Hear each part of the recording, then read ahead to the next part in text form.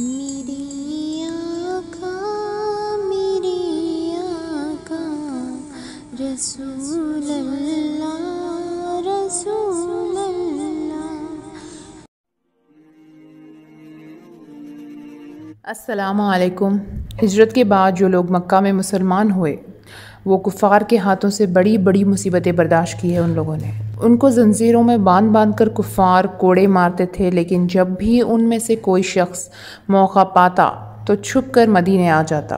لیکن صلح حدیبیہ کے بعد اس کا دروازہ بند کر دیا گیا، کیونکہ اس صلح نامہ میں یہ شرط تحریر تھی کہ مکہ سے جو شخص بھی ہجرت کر کے مدینے جائے گا وہ پھر مکہ واپس بھیج دیا جائے گا۔ اس لیے صلح حدیبیہ کا جو ویڈیو ہے اس کے پہلے میں نے آپ کے ساتھ شیئر کیا ہے، تو تمام اس کے جو شرطیں ہیں اگر آپ جاننا چاہتے ہیں تو وہ ویڈیو آپ دیکھ لیجئے، آپ کو شرطوں کے بارے میں پتہ چل جائے گا۔ صلح حدیبیہ سے فارغ ہو کر جب حضور صلی اللہ علیہ وسلم مدینہ واپس تشریف لائے تو سب سے پہلے جو بزرگ مکہ سے ہجرت کر کے مدینہ آئے وہ حضرت ابو بصیر رضی اللہ عنہ تھے۔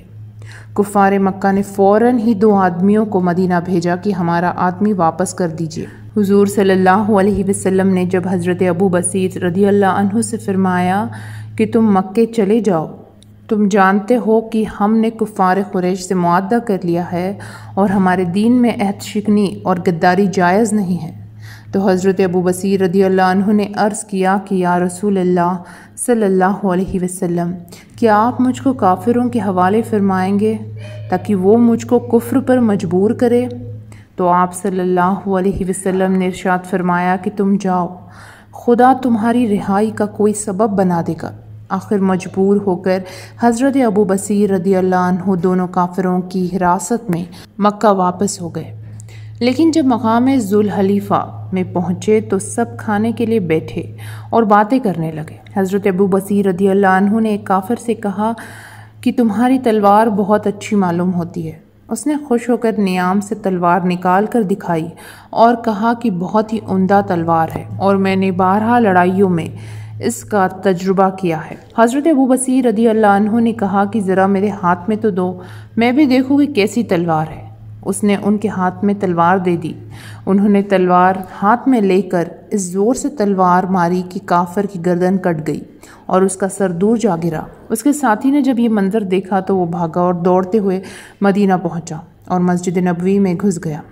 حضور صلی اللہ علیہ وسلم نے اس کو دیکھتے ہی فرمایا کہ یہ شخص خوف زدہ معلوم ہوتا ہے۔ اس نے ہانپتے کانپتے ہوئے بارگاہ نبوت میں عرض کیا کہ میرے ساتھی کو ابو بصیر نے قتل کر دیا اور میں بھی ضرور مارا جاؤں گا۔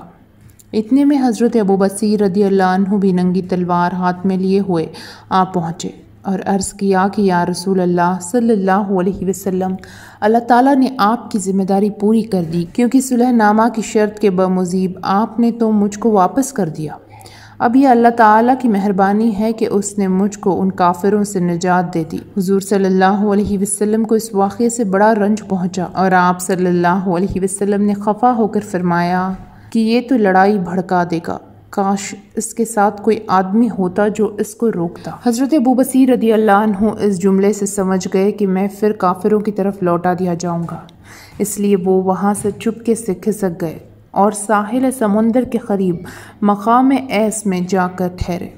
ادھر مکہ سے حضرت ابو جندل رضی اللہ عنہ اپنی زنجیر کاٹ کر بھاگے اور وہ بھی وہیں پہنچ گئے۔ حضرت ابو جندل رضی اللہ عنہ کا قصہ اس کے پہلے جو ویڈیو ہے اس میں ہم نے آپ کے ساتھ شیئر کیا ہے، تو پلے لسٹ میں سیرت النبی صلی اللہ علیہ وسلم میں ضرور چیک کیجیے گا تاکہ آپ کو یہ پورا واقعہ اچھے سے سمجھ میں آئے۔ پھر مکہ کے دوسرے مظلوم مسلمانوں نے بھی موقع پا کر کفار کی قید سے نکل کر یہاں پناہ لینی شروع کر دی، یہاں تک کہ اس جنگل میں 70 آدمیوں کی جماعت جمع ہو گئی۔ کفار قریش کی تجارتی قافلوں کا یہی راستہ تھا، جو قافلہ بھی یہاں سے گزرتا یہ لوگ اس کو لوٹ لیتے، یہاں تک کہ کفار قریش کی ناک میں دم کر دیا۔ بالآخر کفار قریش نے خدا اور رشتہ داری کا واسطہ دے کر حضور صلی اللہ علیہ وسلم کو خط لکھا کہ ہم صلح نامہ میں اپنی شرط سے باز آئے، آپ لوگوں کو ساحل سمندر سے مدینہ بلا لیجیے، اور اب ہماری طرف سے اجازت ہے کہ جو مسلمان بھی مکے سے بھاگ کر مدینہ آئے آپ اس کو مدینے میں ٹھہرا لیجیے، ہمیں اس پر کوئی اعتراض نہیں ہوگا۔ یہ بھی روایت ہے کہ قریش نے خود ابو سفیان کو مدینے بھیجا کہ ہم صلح نامہ حدیبیہ میں اپنی شرط سے دستبردار ہو گئے، لہٰذا آپ حضرت ابو بصیر رضی اللہ عنہ کو مدینے میں بلا لے تاکہ ہمارے تجارتی قافلے ان لوگوں کے قتل و غارت سے محفوظ ہو جائے۔ چنانچہ حضور صلی اللہ علیہ وسلم نے حضرت ابو بصیر رضی اللہ عنہ کے پاس خط بھیجا کہ تم اپنے ساتھیوں سمیت مقام ایس سے مدینہ چلے آؤ، مگر افسوس کہ فرمان رسالت ان کے پاس ایسے وقت پہنچا جب وہ آخری وقت کی حالت میں تھے۔